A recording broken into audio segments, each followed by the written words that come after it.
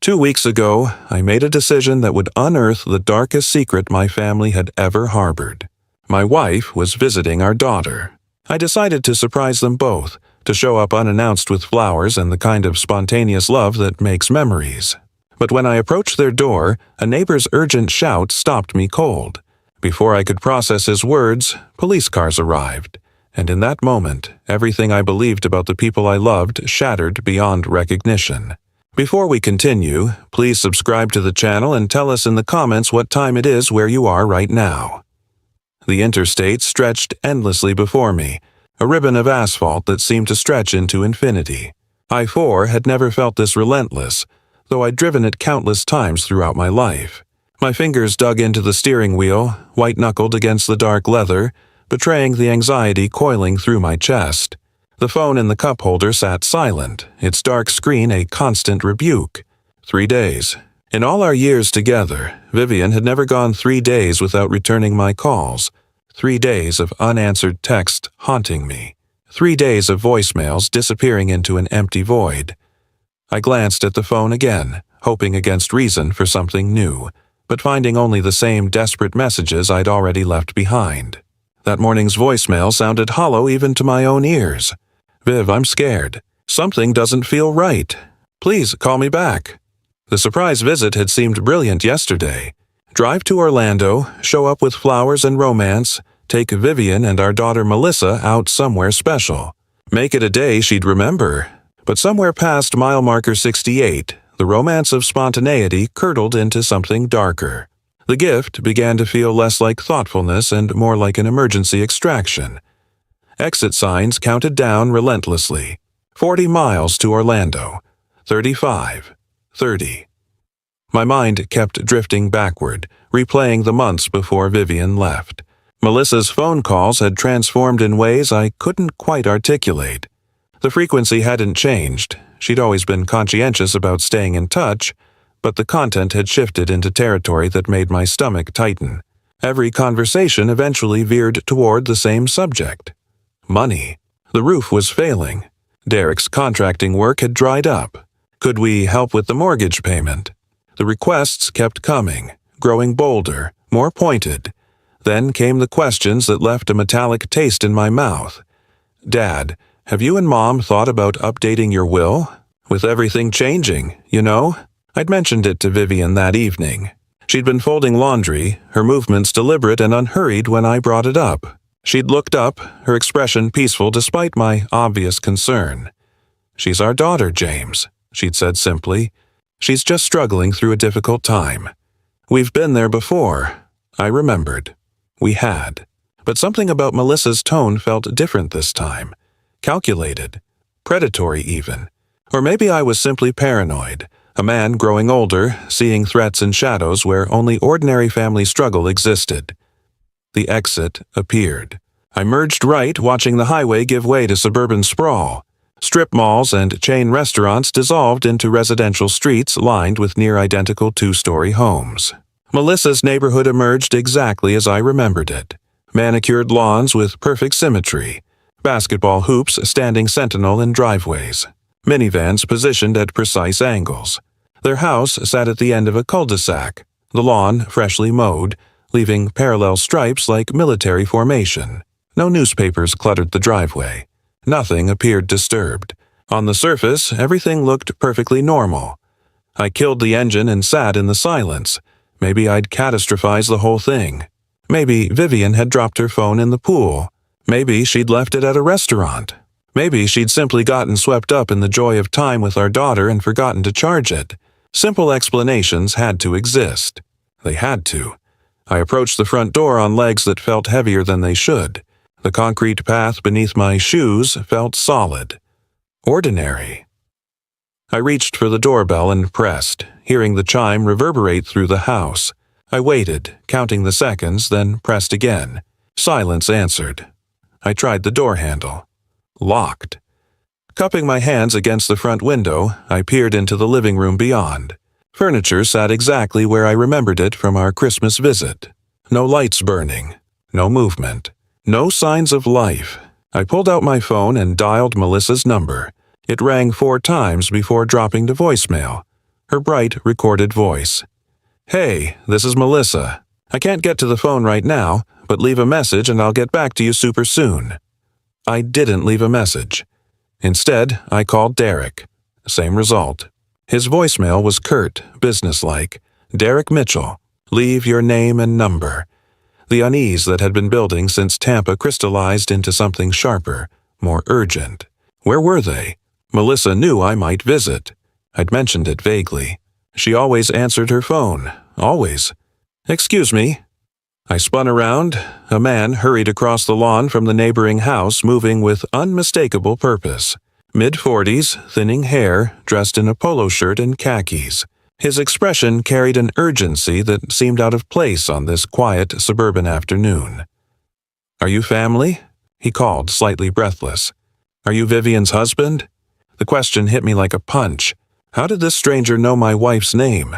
He reached me and extended his hand, though the gesture felt automatic, performed while his mind grappled with something far more important. "I'm Robert Delaney. I live next door." He gestured toward his house. "I need to tell you something. About a week ago, something happened here." He glanced back at Melissa's house, then at me, his jaw working as he composed his words. "There were screams," he said finally. "A woman's voice. Late at night." My chest seized. Robert didn't wait for questions. The words tumbled out in a rush, as if he'd been holding them in too long, afraid they might explode inside him. It was around midnight, maybe a little after, June 8th. I remember because it was the night before my daughter's birthday. I heard screaming, real screaming, coming from this house. He pointed at Melissa's windows. Not just yelling, screaming. A woman begging for an ambulance, saying she needed help. She was terrified. The ground tilted beneath my feet. Subtle, unmistakable. I got up and went to my window, Robert continued. Melissa and Derek came outside onto the lawn. They were shouting back at the house saying everything was fine. Just a nightmare. No emergency. He shook his head, his expression dark. But that screaming, that wasn't a nightmare. I've heard nightmares wake people up. This was terror. This was a woman in genuine crisis. What did you do? The words came out raw, barely recognizable. I called 911, told them someone needed help at this address. His arms crossed defensively as if he expected me to criticize his decision.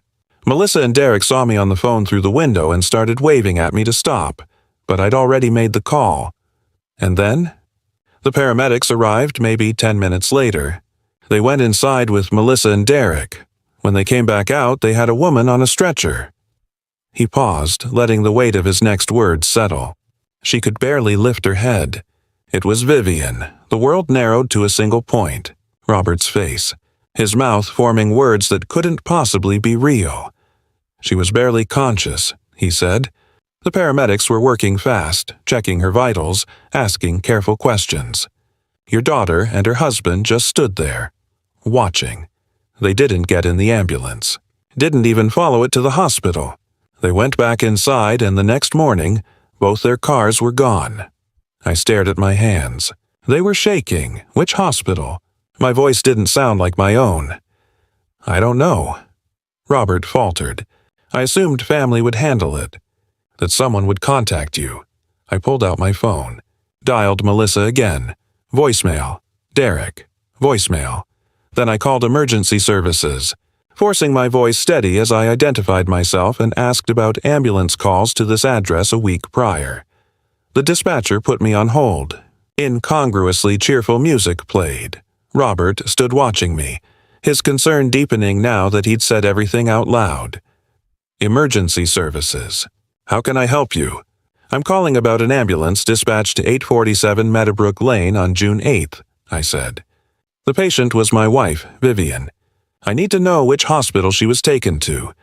Keys clicked on the other end. Orlando Regional Medical Center, sir.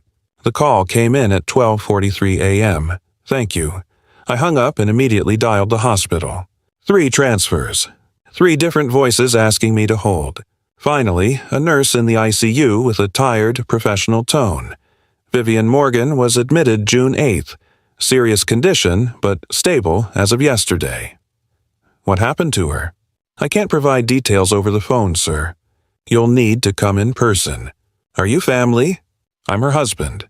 A pause stretched between us. 4th floor ICU. Ask for the charge nurse when you arrive. I lowered the phone. Robert was watching me, waiting. I'm calling the police, I said. This isn't right, he nodded immediately. I'll give a statement. Whatever you need. I dialed Orlando Police Department, reported a possible crime, gave them the address, explained what Robert had witnessed. The officer on the line said someone would meet me at the hospital. I was already moving toward my car. The drive felt surreal. Traffic lights changed colors. People crossed streets with shopping bags and coffee cups, proceeding through ordinary Tuesdays while my entire world cracked open like thin ice. What had happened to Vivian? Why wouldn't our daughter call an ambulance for her own mother? Why had they disappeared? Questions multiplied faster than my speedometer climbed. Orlando Regional Medical Center rose against the skyline. All glass and concrete angles. I parked in the visitor lot, took the elevator to the 4th floor, followed signs to the ICU. A woman in plain clothes waited near the nurse's station. A detective's badge clipped to her belt. Mr. Morgan. She extended her hand. Detective Lisa Thornton, Orlando PD. I got the call about your wife's situation. Where is she? Room 412, but I need to ask you some questions first. When did you last speak with Vivian? 2 weeks ago when she left to visit our daughter. We texted a few times after that. Then 3 days ago she stopped responding. Thornton wrote in a small notebook. And you didn't know she was hospitalized? Nobody contacted me. I came here because I was worried. A neighbor told me what happened. Her expression shifted. The professional mask slipped just enough to reveal something darker underneath. Your wife suffered severe poisoning, Mr. Morgan. A combination of sedatives and cardiac medication. The dose was potentially lethal. She's been unconscious for most of the week. We've been trying to locate next of kin. The words landed like physical blows, each one hammering into me with devastating weight. My daughter and son-in-law were with her, I said slowly. The neighbor heard her screaming for help. They told him it was nothing. Then they disappeared. Does that sound like an accident to you, Detective? Thornton's jaw tightened. Room 412. Go see your wife. I'll be here when you're ready to talk. The ICU room was dim, curtains half drawn against the afternoon light. Machines beeped steadily, monitoring vitals with mechanical precision. Vivian lay in the bed, tubes and wires connecting her to equipment I couldn't bear to understand. Her face looked diminished somehow, her skin pale as porcelain against the white pillows. I pulled a chair close and took her hand. It felt fragile, like bird bones wrapped in translucent skin. I'm here now, I whispered. The words were for her, even though she couldn't hear them. When you wake up, you're going to tell me what they did. And I promise you... My voice dropped lower, harder. I'll make sure they answer for every second of this. Something shifted inside me. The shocked father evaporated. In his place stood the prosecutor I'd been for 30 years, the man who built cases brick by brick, who found order in chaos, who knew exactly how to make people accountable for their actions. Melissa and Derek had made mistakes. They'd left evidence. They'd left witnesses. Most critically, they'd left their victim alive and they'd catastrophically underestimated me. I didn't leave her bedside. The nurses offered alternatives, a cot in the waiting room, a nearby hotel with a family discount, but I refused. My hands stayed wrapped around Vivian's, feeling for any change, any sign she was returning to me. Around 5 in the morning, her fingers twitched against my palm. I straightened, leaning closer. Her eyelids fluttered, struggling against the darkness holding her. A nurse noticed the change, moved quickly to the monitors, checked readings, pressed a call button. Within minutes, a doctor arrived, penlight in hand, examining Vivian's responses with clinical efficiency. Her eyes opened, unfocused at first, pupils adjusting to the dim light. Then they found my face and held there. "James," she whispered. The word came out rough, barely recognizable through the damage a ventilator tube leaves behind. "Where?" The nurse brought water, held the cup while Vivian took small sips. Her throat worked painfully against the damage. "How long?" she asked, her voice gradually returning. "A week," I said inadequately. Her eyes widened. Confusion bled into fear as she tried to piece together time she'd lost, reaching for memories that scattered like smoke. The doctor confirmed she was stable enough to talk. Detective Thornton appeared shortly after, recording device in hand, her expression professional but not unkind. Vivian described what she could remember, her voice shaking as the account poured out. Melissa had made dinner that evening.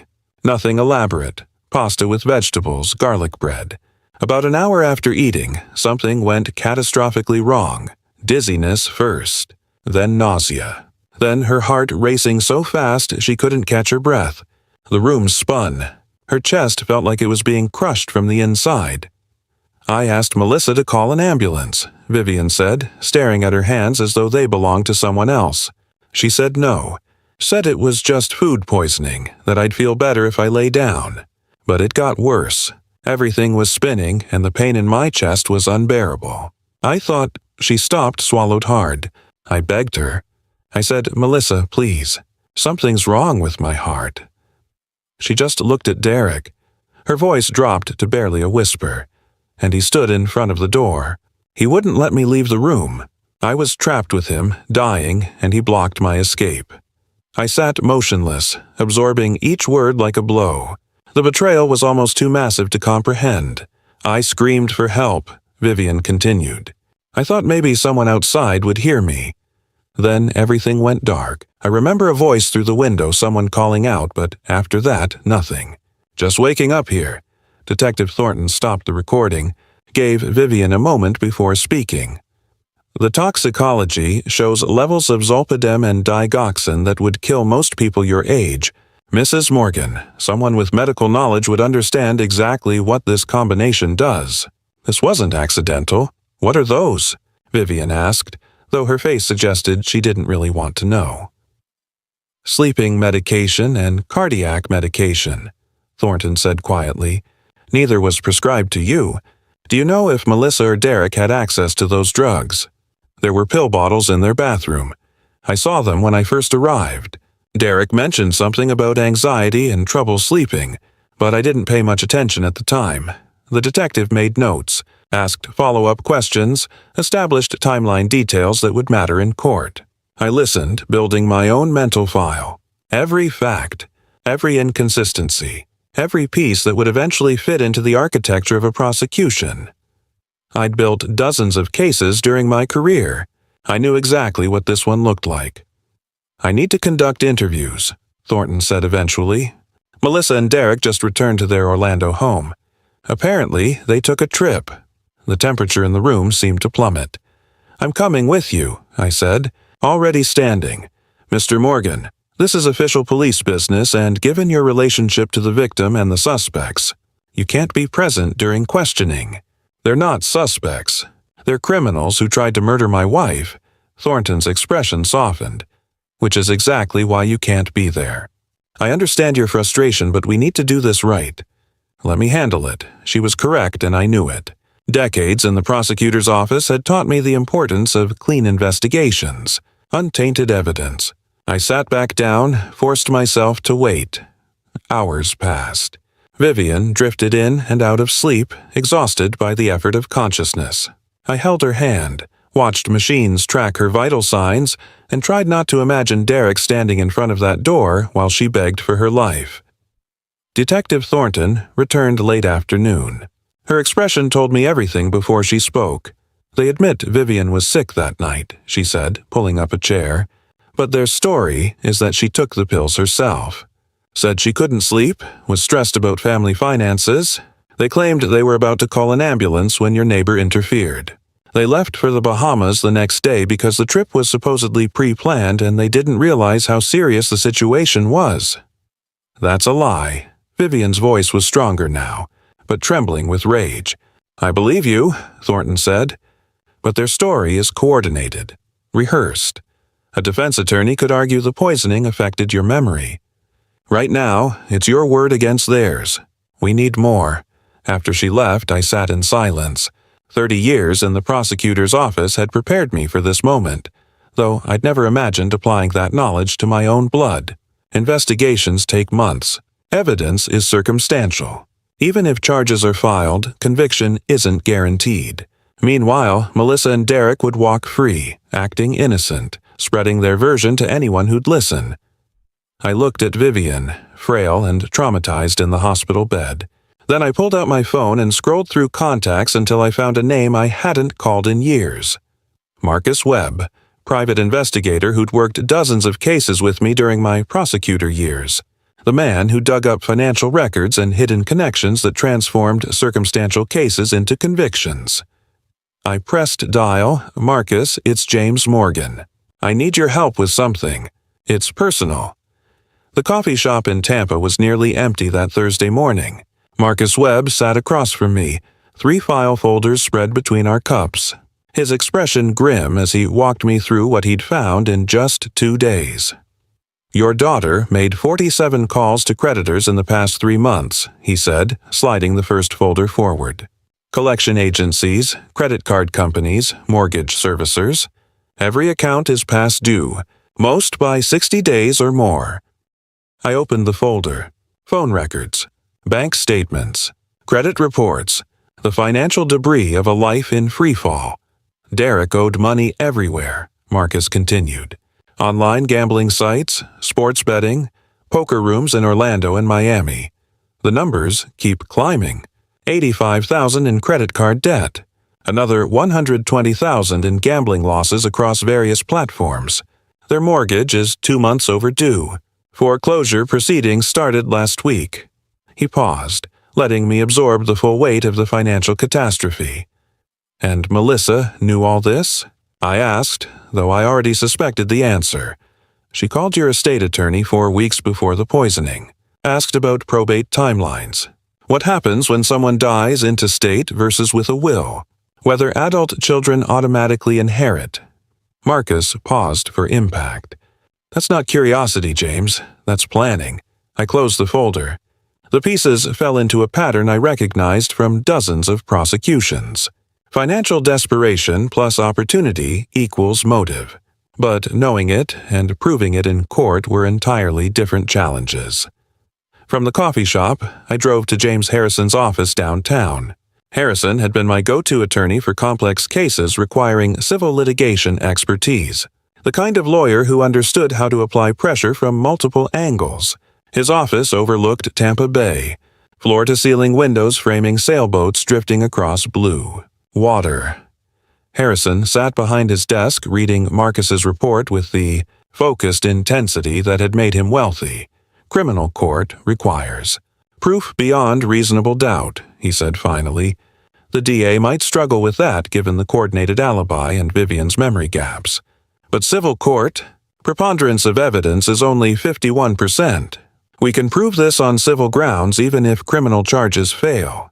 We can make their lives extremely uncomfortable in the process. What are you suggesting? Wrongful injury lawsuit, emotional distress, medical expenses. We freeze their assets during discovery, force them to answer questions under oath, expose every financial motive to the criminal investigators. Civil litigation can be a powerful weapon when used strategically. He leaned back, fingers steepled. And I assume you want this done aggressively? I want it done correctly. But yes, aggressively, Harrison smiled. Not warmth, but recognition of shared purpose. I'll have papers drawn up by end of day. My next stop was the estate attorney's office, a smaller practice near Hyde Park. Gerald Simmons had handled our wills 5 years ago, straightforward documents that left everything to each other. Then to Melissa after we both passed. I need changes, I told him after explaining the situation. Remove Melissa completely. Everything goes to Vivian, then to Charity if she predeceases me. And add language that if Melissa contests this will, she forfeits any claim whatsoever. Gerald's pen moved across his legal pad, taking notes. You want a no-contest clause? Standard practice when there's concern about challenges. I can have a revised will ready for signature tomorrow. Today, I said. I'll wait. He nodded, understanding the urgency without needing explanation. Back home that evening, Vivian sat in our living room, discharged from the hospital earlier that day. She looked diminished somehow, wrapped in a blanket despite Tampa's oppressive heat. I'd shown her Marcus's report over dinner, or tried to. She'd put the folder down after 3 pages. She called about the will a month before this happened. Her voice was hollow, processing facts that contradicted everything she'd believed about our daughter. She actually planned it. The evidence suggests so. I kept telling you she was just going through a rough patch. That she'd never. Vivian's hands trembled slightly. I was so wrong. I sat beside her, careful not to touch her without permission. Hospital experiences leave invisible boundaries. You weren't wrong to love your daughter. She was wrong to betray that love. We sat in silence for several minutes. Then Vivian straightened, something hardening in her expression. What's the next step? I explained Harrison's strategy. The civil lawsuit, the asset freeze, the discovery process that would expose everything. Vivian listened without interruption, then nodded once. Do it. Friday morning, I called Melissa's number. She answered on the second ring, her voice carefully bright. Dad, how's Mom doing? I've been so worried. Your mother needs family right now, I interrupted, keeping my tone neutral. I think we should talk. All of us, face to face. Can you and Derek come to Tampa this weekend? We need to work through what happened. A pause. I could almost hear her calculating, deciding how to play this. Of course, she said finally. We want to help however we can. Saturday work? Saturday's perfect. Come around noon. After I hung up, I signed the authorization form for Harrison's lawsuit. Monday morning, Melissa and Derek would be served with papers. But first, I wanted to see their faces when they thought they'd gotten away with it. The pen felt heavy in my hand as I wrote my name. Not regret, just recognition of the moment when everything would change. The civil complaint sat on my desk, 38 pages of allegations that read like an indictment, because in every meaningful way it was. James Harrison had done excellent work, every charge supported by medical records, every dollar of damages calculated precisely. $2 million in compensatory and punitive damages for attempted murder. Intentional infliction of emotional distress. Medical expenses approaching $200,000. We file within the hour. Harrison's voice came through the speakerphone. Once the process server delivers this, there's no walking it back. You certain about this? File it. Understood? I'll call you after service is complete. I hung up and pictured the scene. The process server approaching Melissa's house, knocking on the door, handing over the thick manila envelope. Her opening it, scanning the first page, seeing the words attempted murder and $2 million in bold type. The satisfaction I felt was cold, methodical. This was step 1. The call came 3 hours later. Not from Harrison, but from Melissa. I let it ring twice before answering, keeping my voice level. Yes. $2 million? Her scream came through sharp enough to hurt. Dad, have you lost your mind? This is insane. It was an accident. Mom took those pills herself because she couldn't sleep. You're destroying our lives over a misunderstanding. The same rehearsed explanation she'd given the detective. I let her continue, listening for inconsistencies, cataloging every claim. We were trying to help her. She was stressed about money, about the house, and she took too many pills. We were about to call for help when that nosy neighbor interfered. Now you're suing us. Your own daughter? She paused for breath. I spoke into the silence. You had a choice that night, Melissa. When your mother was screaming for help, begging you to call an ambulance. You made a choice. You chose to let her die. Now you'll answer for that choice in court. Her tone shifted instantly from hysteria to fury. You're destroying my life over nothing. We're your family. Family doesn't let family die for inheritance money. I ended the call. 20 minutes passed before my phone rang again. Derek this time. I answered without greeting. His voice came out careful, modulated, the tone of someone trying to negotiate a business deal. James, listen. I know this looks bad, but we can work this out, right? Family should handle things privately. What if there's a way to make this go away? We could agree to certain terms, maybe some financial arrangement. I walked to the window, looked out at Tampa's downtown skyline while Derek's desperate pitch continued. When he finally stopped, I responded, "You're offering me money. With what? The $85,000 you owe on credit cards? The $120,000 in gambling debts? Or were you planning to use the inheritance you thought you'd get when Vivian died?" Silence. Then, in a voice stripped of its careful tone, "What are you talking about?" I didn't answer the question. "There's no deal, Derek. See you in court." Another hang-up. Detective Thornton called that afternoon. We executed the search warrant this morning. Found some interesting items. Go on. Empty prescription bottle in the master bathroom medicine cabinet. Zolpidem sleeping pills prescribed to Derek 3 months ago. 30 pills. Bottle completely empty and his fingerprints are all over it. She paused. But here's the real evidence. Derek's laptop. Browser history from 3 weeks before the poisoning. Searches for overdose symptoms. Lethal sleeping pill dosage. He researched exactly what happened to your wife before it happened. That's premeditation. Exactly. The DA is preparing arrest warrants, attempted murder first degree for both of them, plus conspiracy and obstruction for the false statements. We're moving on this tonight. I made notes while she talked. Prosecutor shorthand covering the legal pad. Dates, search terms, prescription details, the timeline of planning. "Keep me informed," I said. The second call from Thornton came at 7 that evening. They're in custody. Both arrested at home an hour ago, being processed now. Bail hearings tomorrow morning, but given the charges and their financial situation creating flight risk, bond will be set high. Vivian was beside me, holding my hand. She'd heard everything through the speaker. Her eyes were wet, but no tears fell. "Is it wrong that I feel relieved?" she asked quietly. I squeezed her hand. "No, it means justice is working." The bail hearing happened Wednesday morning. Melissa and Derek appeared via video link from the county jail, both in orange jumpsuits that looked deliberately humiliating on camera. The judge set bond at $250,000 each, high but not insurmountable. By Thursday afternoon, they'd posted bail through a bondsman, pledging their house as collateral. By Friday, they'd retained Michael Brennan. His reputation preceded him. Former public defender turned high-profile criminal attorney, known for aggressive tactics and media manipulation.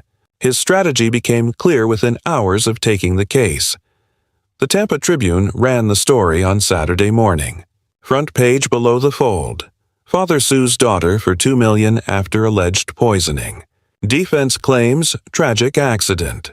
The article presented both sides with careful neutrality. But the photo told a different story. Melissa looking exhausted and fragile. Tears visible on her cheeks. No photo of Vivian in the hospital bed. Sunday brought the real attack. The Tribune published a follow-up interview. Melissa and Derek sitting in their living room speaking directly to a reporter about the tragic misunderstanding tearing their family apart. I read it at the kitchen table while Vivian prepared breakfast. Melissa described a wonderful visit with her mother that took a terrible turn when Vivian became anxious about finances and took sleeping pills without telling anyone. Derek explained they were moments away from calling for help when the neighbor panicked unnecessarily. Both expressed shock and hurt that James refused to believe them, choosing instead to destroy his own daughter's life with false accusations. The article included quotes from their attorney. Brennan positioned them as victims twice over. First of Vivian's accidental overdose, now of James's vindictive lawsuit fueled by paranoia rather than evidence. "Listen to this," I said to Vivian. "Brennan claims we're weaponizing the legal system to punish grief-stricken family members who made difficult decisions in a crisis." Vivian set her coffee cup down harder than necessary. Difficult decisions. They watched me beg for help and did nothing. I know. Then why does reading this make me feel like we're the ones who did something wrong? Because that was exactly what Brennan wanted. Shape the narrative before trial. Make the jury pool question whether attempted murder was really just panic and poor judgment. Classic defense strategy playing on sympathy and reasonable doubt. My phone started ringing that afternoon. Friends mostly. Former colleagues from the prosecutor's office. People who'd known me for decades calling with carefully worded questions. Richard Martinez, retired judge, spoke with diplomatic caution. "James, I saw the article. Obviously, I know there are two sides to every story, but have you considered that maybe emotions are running high? Family disputes can feel clearer than they actually are." I explained the evidence. Browser history. Prescription bottle. Financial motive. Richard listened, made sympathetic sounds, but I heard doubt in the pauses. Carol Henderson, who'd worked as a victim advocate during my prosecutor years, tried a different approach. "I'm not questioning your judgment, but is it possible Vivian's memory was affected by the trauma? Sometimes victims fill gaps with assumptions that feel like certainties." More phone calls followed, each one carefully supportive on the surface, questioning underneath. The media campaign was working. Harrison called Monday morning with news. Brennan filed a countersuit. "They're suing you and Vivian for defamation, claiming your false accusations have destroyed Melissa's reputation and Derek's contracting business. They're asking for $500,000. That's absurd." Of course it is. It's harassment litigation meant to create leverage, make you back down. But combined with the media coverage, he's building a narrative that might resonate with a jury. We need to be ready for this to get uglier. Tuesday afternoon, I ran into Thomas Kirby at the grocery store. Tom had been in my book club for 15 years. He saw me, hesitated visibly, then approached with an expression I'd seen before on witnesses who didn't want to testify. "James, how are you holding up? Managing?" He shifted his weight, looked at the floor. "Listen, I don't want to overstep, but have you thought about mediation? Sometimes these family things, they seem clearer when you're angry. Maybe there's room for compromise." Tom: "My daughter tried to kill my wife for inheritance money. That's not a misunderstanding." His face flushed. "Of course not. I'm just saying, well, the article made it sound more complicated than... The article was written by Della's defense attorney." "Right, sure, I just..." He trailed off, then abandoned his half-full cart and left quickly. That evening, Vivian found me at my desk reviewing evidence files. She sat down across from me, her expression steady despite the exhaustion visible in her eyes. "People are questioning you," she said. "Not a question. Some are. Do you doubt yourself?" I looked at her, still fragile from the ordeal, still recovering but clearer-eyed than I'd seen her in weeks. "Sometimes. When enough people suggest you're wrong, you start wondering." "Then let me be clear," Vivian said, leaning forward. "I begged our daughter for help while I was dying and she refused. That's not complicated. That's not a misunderstanding. That's attempted murder." She held my gaze. "Don't let them make you forget what actually happened." The doubt didn't disappear entirely, but her certainty steadied something inside me. Wednesday's hearing would tell us whether the court saw things as clearly as we did. Detective Thornton's call came Wednesday morning while I was reviewing case files at the kitchen counter, curtsy. "Cracked," she said without preamble. I grabbed a pen, started taking notes. What did he say? During this morning's follow-up interview, I was pushing on inconsistencies between his statement and Melissa's, asking whose idea certain things were, and he just broke. Quote, "It was my idea to solve our financial problems, okay? But Melissa agreed. She knew what we were doing." Then his attorney jumped in, demanded we stop, but it was already on tape. I underlined the words on my notepad. "My idea, Melissa agreed. She knew. That's premeditation," I said. "And conspiracy. Exactly." Their defense just collapsed from the inside. After hanging up, I called James Harrison. He'd already heard from his sources at the DA's office, but he had additional information about what happened after Derek's slip. "Brennan pulled them both into a conference room at the station," Harrison said. "Tried to have a private conversation about damage control. But according to the officers standing outside, Melissa's voice carried right through the door. She was screaming at Derek, calling him weak, asking how he could be so stupid to say that to police. And Derek yelled back that Melissa wanted the money just as much as he did, that she helped plan everything. So why should he take the fall alone? Brennan couldn't control them. They turned on each other right there. Two defendants blaming each other is a prosecutor's dream, James. You know that. I did. I'd built cases on exactly this kind of fracture during my career.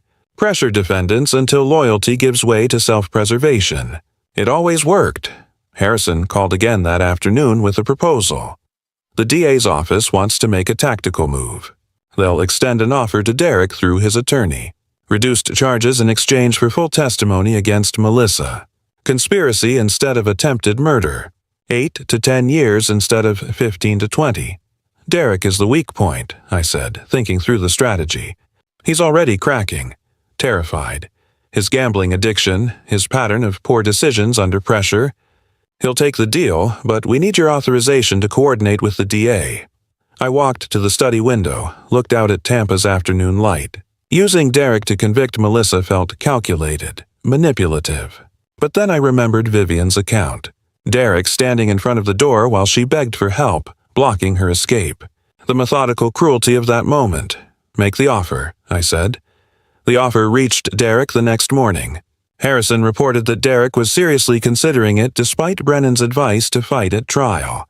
Brennan argued that turning on Melissa would make Derek look worse to a jury, but Derek was caught between fear of prison and fear of being labeled a traitor.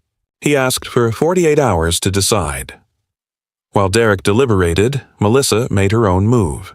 She retained a separate attorney, a woman named Patricia Vance, citing conflict of interest. Brennan couldn't represent both defendants if their interests diverged. Vance immediately filed a motion suggesting Derek was the primary actor and Melissa had been coerced or manipulated by an abusive husband. Harrison explained it to me over the phone with something approaching dark admiration. It's legally weak given the evidence, but it shows she's ruthless. She's willing to destroy Derek completely to save herself, fighting like someone with nothing to lose, which she doesn't. Exactly, I said. That evening I sat with Vivian in the living room and explained the developments. Derek's slip during interrogation, the plea offer, Melissa's counter-strategy of blaming everything on him. Vivian listened without interruption, then asked a question that surprised me. If Derek testifies against Melissa, will she definitely be convicted? I considered it honestly. Not definitely, but probably. His testimony, combined with the laptop evidence, the prescriptions, your account. It builds a very strong case. She nodded slowly. Then I hope he takes the deal. Not because I want Derek to suffer less, but because I want to be absolutely certain Melissa is held accountable. The clarity in her voice reminded me why I was doing this. Not for revenge, though that element existed. For certainty. For making sure what happened to her carried permanent consequences. My phone rang late that night past 11. Harrison's number on the screen. Derek's attorney just called, he said, voice tight with controlled excitement. He's taking the deal. Full testimony, complete cooperation, every detail. He's giving us Melissa on a silver platter. I closed my eyes, absorbed the information. Across the room, Vivian looked at me questioningly. I covered the phone. Derek is testifying against her. Vivian's expression didn't change, but her hand gripped the armrest of her chair, knuckles visible against the fabric. Harrison continued. We're scheduling his deposition for 3 days from now. Once he's on record, Melissa's defense is finished. She'll know it too. After hanging up, I sat in silence with Vivian. Neither of us spoke for several minutes. Finally, she said what we were both thinking. It's really happening. Yes, I said. It is. The asset freeze motion filed Monday morning. I'd spent the previous day coordinating with Harrison, reviewing the financial analysis Marcus Webb had prepared. Every debt. Every late payment, every desperate cash advance in the 6 months before the poisoning. The documents showed a family drowning and grasping for the inheritance that would save them. The hearing happened Wednesday afternoon. Judge Morrison presided, reviewing the evidence with methodical attention. Harrison presented our case.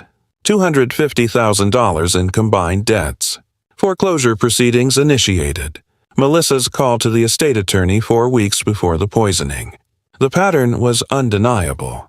Melissa's attorney, Patricia Vance, argued that freezing assets would prevent them from paying their mortgage, essentially guaranteeing foreclosure. Harrison responded that they'd already stopped making payments 3 months ago. The freeze merely formalized what was already happening.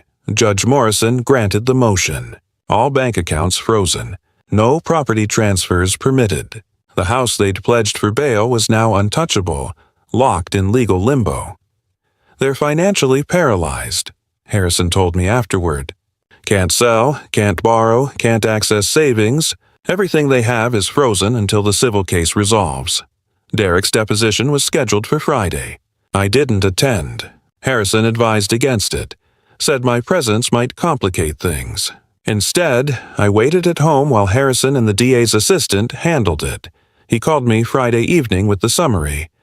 Derek gave us everything. 47 pages of testimony. He described researching the drugs online, finding the prescription bottle from his anxiety treatment, forging a second prescription for digoxin by using his doctor's pad during an appointment. He explained mixing both medications into Vivian's pasta sauce, and he detailed every conversation with Melissa, how they discussed it for weeks, how she agreed it was the only solution to their debts, how she watched him add the drugs and said nothing. She was complicit, I said, more than complicit. She was a co-conspirator. Derek's testimony makes that absolutely clear. And before you ask, yes, we have corroboration. The laptop searches. The prescription forgery attempt we found in medical records. Vivian's account of Melissa refusing to call for help. Derek's testimony doesn't stand alone. It's supported by everything else. That evening, Detective Thornton called with another update. Based on Derek's testimony, the DA filed additional charges against Melissa. Not just attempted murder, but also conspiracy to commit murder and accessory after the fact.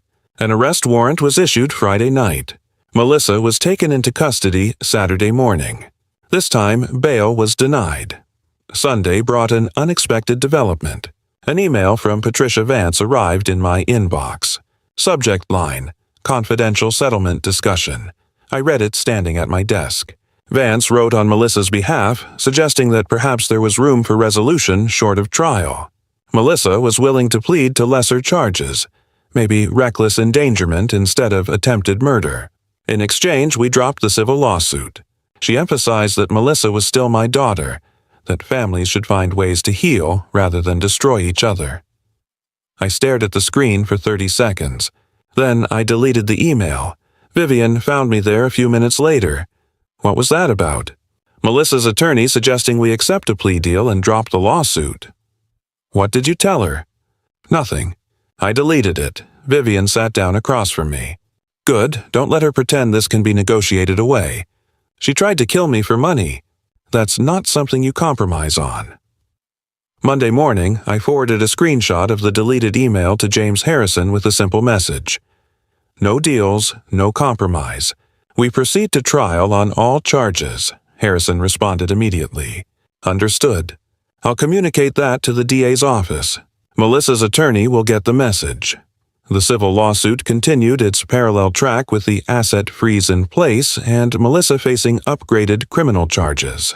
Harrison filed additional motions. One sought to establish joint and several liability, meaning if we won the civil case, Derek would be responsible for the full $2 million, even though he'd taken a plea deal. The criminal reduction didn't absolve civil responsibility. That same day, the bank accelerated foreclosure proceedings on Melissa and Derek's house. With no mortgage payments for 3 months and assets frozen, preventing any payment, the bank moved to seize the property. Notice to vacate was issued. 30 days to remove belongings. I heard about it from Marcus Webb, who was still monitoring their financial situation. They're losing everything, he said. House, savings, any equity they had.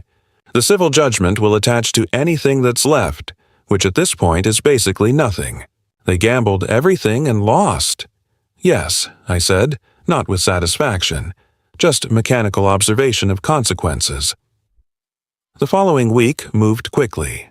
Derek's formal plea agreement was signed on July 2nd. He allocated in court, admitted under oath to conspiracy to commit attempted murder, detailed his and Melissa's plan, accepted 8 years in prison. The judge accepted the plea. Melissa's preliminary hearing was scheduled for July 10th. Based on Derek's testimony, the laptop evidence, Vivian's account, and the prescription forgery, the judge would decide if there was sufficient cause to proceed to trial. Harrison assured me it was a formality. The evidence was overwhelming, but Melissa would be there in court. For the first time since her arrest, I'd have to see her face. Wednesday night, July 4th, Vivian and I sat on our back porch. Fireworks exploded in the distance, neighbors celebrating. We watched in silence. "Are you ready for next week?" Vivian asked. "For the hearing?" I thought about it, seeing Melissa in the defendant's chair, hearing the charges read aloud, watching her realize how completely her plan had failed. "Yes," I said. "I'm ready." The story broke wide on July 6th. I was having morning coffee with Vivian when the local Tampa station led with it. Daughter and son-in-law charged in poisoning plot. Inheritance motive alleged. The coverage was different this time. No careful neutrality. No both sides framing. Just evidence. Courthouse footage showed Melissa and Derek being processed. The anchor detailed the forged prescriptions, the laptop searches, the inheritance calculation.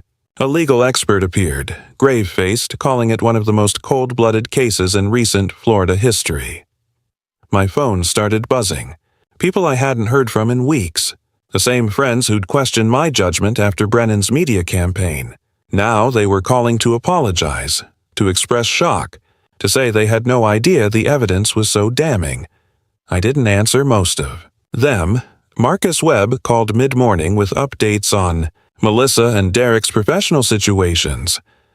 "The real estate agency cut ties this morning," he said. "Public statement expressing sympathy for your wife and distancing themselves completely from Melissa's alleged criminal activities." Derek was fired yesterday by the contracting company. Moral turpitude clause. His parents released a statement disavowing him. I took notes while he talked, treating each detail as case information rather than victory. Employment terminated. Professional reputation destroyed. Family relationships severed. Consequences, not revenge. They're both completely isolated now, Marcus said. No jobs, no social circle, no family support. Over the next few days, I learned more through various sources. Former friends stopped returning their calls.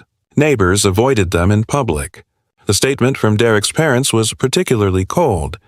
"We are devastated by our son's actions and choices. We support the victims in this tragedy and have no further relationship with Derek." Formal. Absolute. Final. I understood it. They were protecting themselves from association, drawing a public line between themselves and their son's crimes. It's what parents do when their child becomes a monster. I wondered if outsiders saw Vivian and me the same way. Parents who'd somehow produced a daughter capable of murder. 8 days after Melissa's arrest, I found a letter in the mailbox. Not through attorneys, directly mailed. I recognized Melissa's handwriting on the envelope immediately. Vivian saw me holding it. "From her?" I nodded. We went inside. I opened it at the kitchen table while Vivian sat across from me. 3 pages handwritten. Melissa's voice bled through every line. "Dad, please. I know what this looks like. I know what I did was wrong, but everything spiraled out of control. The debts, the pressure, Derek's gambling. I wasn't thinking clearly. I never meant for Mom to actually die. I panicked. I'm so sorry. I've always loved you both. You're my parents. Please, isn't there a way to fix this? Can't we be a family again?" The letter continued in that vein. Part confession, part excuse, part desperate plea. I read it twice, looking for genuine remorse. I found only self-pity and manipulation. She was still framing herself as a victim of circumstances rather than the architect of attempted murder. I slid the pages across the table to Vivian without comment. She read in silence, then looked up. "What will you do?" I went to my desk and wrote a response by hand. 1 page, brief. "Melissa, you had a choice that night. You chose to watch your mother die rather than call for help. You chose money over her life. These were your decisions made with clear intent. As the evidence shows, there is no fixing this. There is no family to return to. My attorney handles all future communication. I signed it, sealed it, and prepared it for delivery through James Harrison's office. No direct contact. No opening for negotiation or emotion. Harrison called that afternoon with another update. Civil trial is scheduled for July 15th, 5 days from now. With the criminal case being finalized, the judge wants quick resolution. We'll get the full judgment, $1.5 million. They'll never pay it, of course. They're filing bankruptcy. The point isn't the money, I said. I know. It's the public record. Official acknowledgement of what they did and what they owe. Follows them forever. That evening, I sat in my study reviewing the civil case file one final time. Documentation of everything. Medical bills totaling $197,000. Vivian's suffering quantified in hospital days and therapy sessions. Lost time measured in weeks of unconsciousness and months of recovery. Behind me, the door opened quietly. Vivian stood there, stronger now, steady on her feet without the hesitation I'd seen weeks ago. "The trial is in 5 days," she said. I nodded. She crossed the room, sat in the chair beside my desk, the same position we'd held through this entire ordeal. "Partners in prosecution. Will you need to testify?" I asked. She considered it. "If it helps make sure they're held accountable, yes. I'll do whatever is necessary." Her voice carried no fear now, only resolve. I reached for her hand. She took it. The courtroom on July 10th was smaller than I'd expected for what the media had called one of Central Florida's most shocking cases. Judge Harrison presided, her expression neutral as the clerk called the matter, State of Florida versus Melissa Mitchell and Derek Mitchell. Melissa entered first, wearing a gray suit that looked borrowed, probably from her new attorney. Her face was drawn, eyes red from what I assumed were sleepless nights or tears or both. Derek followed, separate from her physically and legally now. His plea agreement had already been signed, but he was present for Melissa's arraignment. The charges were read aloud. Conspiracy to commit murder in the first degree. Attempted murder in the first degree. Obstruction of justice. Each charge carried its own weight, its own maximum sentence. Added together, Melissa faced 25 years to life. Her attorney, Patricia Vance, entered a plea of not guilty, standard procedure, even when the evidence was overwhelming. The trial date was set for September 12th, 2 months away, but as we left the courthouse, Harrison pulled me aside. The DA thinks Melissa will change her plea before trial. Once she sees Derek's full testimony and discovery, once she understands how completely the evidence destroys her defense, she'll take whatever deal they offer. Nobody wants to face a jury with this case. He was right. 3 weeks later, on July 31st, Melissa accepted a plea agreement. Guilty to attempted murder in the second degree. 15 years minimum, possibility of parole after serving 12. The judge accepted the plea on August 4th. I was in the courtroom for the sentencing. Vivian was beside me. We sat in the second row, close enough to see Melissa's face when the judge spoke. "Miss Mitchell, you planned and executed an attempt to murder your own mother for financial gain," Judge Harrison said. "You researched the methods. You obtained the means. And when your victim was dying, begging for help, you refused to act. The only reason your mother is alive today is because a neighbor had the decency and courage you lacked." Melissa's shoulders shook. Tears fell, but whether from remorse or self-pity, I couldn't tell. 15 years in state prison, the judge continued. You'll be eligible for parole after 12, but that's not guaranteed. It depends entirely on whether you demonstrate genuine rehabilitation and remorse. Qualities I saw no evidence of today, the gavel fell. Melissa was remanded immediately. I watched officers escort her out through the side door. She didn't look back at us. Maybe she couldn't. Maybe she knew there was nothing left to see. Derek's sentencing happened the same day. Despite his cooperation, the judge gave him 8 years, acknowledging his testimony but noting that he was the primary actor, the one who actually administered the poison. He'd be released in 2033 if he served his full term without parole. The civil trial was almost anticlimactic after the criminal convictions. With guilty pleas, the civil judgment was a formality. Harrison presented our case on August 15th. Medical expenses, pain and suffering, emotional distress, the permanent impact on Vivian's health. The defense offered no real contest. What could they say? Judge Morrison awarded us $1.5 million, the full amount we'd requested. Collecting it was impossible. Melissa and Derek had both filed bankruptcy. Their house had been foreclosed and sold at auction. Bank accounts were empty. Future earnings would be garnished, but prison wages barely covered commissary. "We'll never see a dollar of it," Harrison admitted afterward. "But it's on record. Public acknowledgement of harm done and debt owed. If either of them ever earns money, inheritance, lottery, book deal, whatever, we can pursue it. The judgment doesn't expire." That night, Vivian made dinner. Simple pasta. Not the dish Melissa had poisoned, but close enough that the parallel wasn't lost on either of us. We ate in comfortable silence, the kind that comes from shared understanding rather than empty conversation. "Do you regret any of it?" she asked after we'd cleaned up. The lawsuits, the prosecution, cutting her off completely. I thought about it honestly. No, I protected you. I made sure they faced consequences. I'd make every choice again. Even knowing she's your daughter? Especially knowing that. She used family as cover for attempted murder. That makes it worse, not better. Vivian nodded slowly. I feel the same way. I thought I might feel guilt or doubt by now, but I don't. Just relief that it's finished. We stood at the window in our living room, looking out at Tampa's evening lights. The city continued its normal rhythm. People heading home from work. Cars streaming along the highway. Life proceeding as it always had.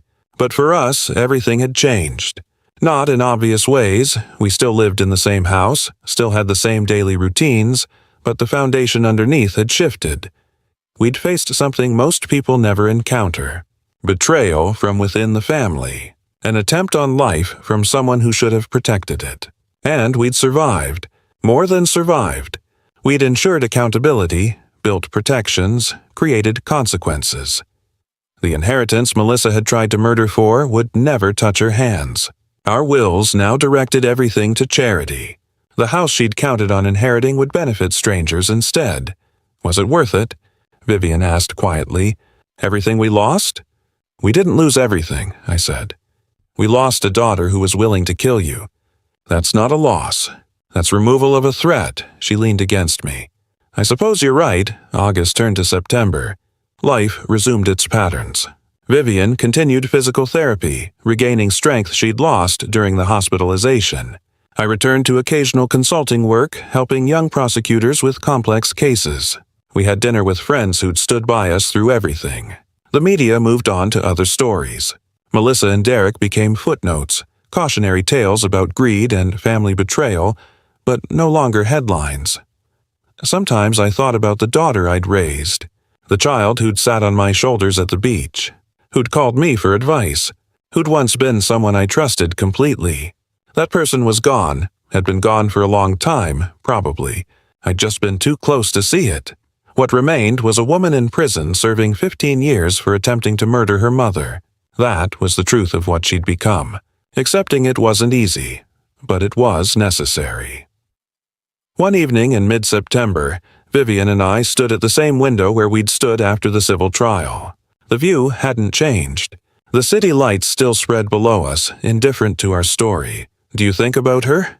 Vivian asked. "Sometimes," I admitted. "Most of the time I think about what might have happened if Robert hadn't called for help. If you died that night and they'd gotten away with it. But that didn't happen. No. Because we fought back. Because we refused to let them rewrite the story." Vivian turned to face me. "Thank you for believing me. For fighting for me. For not letting family loyalty override the truth." I took her hand. "You're my family. You're who I protect." We stood together in the gathering darkness, survivors of something that should have destroyed us but didn't. The wound would never fully heal. Scars like this don't fade. But we'd ensured that the people who caused it paid the appropriate price. That was enough. If you resonated with this story, please like this video, subscribe to the channel, and share your thoughts in the comments. To discover the next compelling narrative, click on the box to the left. Thank you for watching.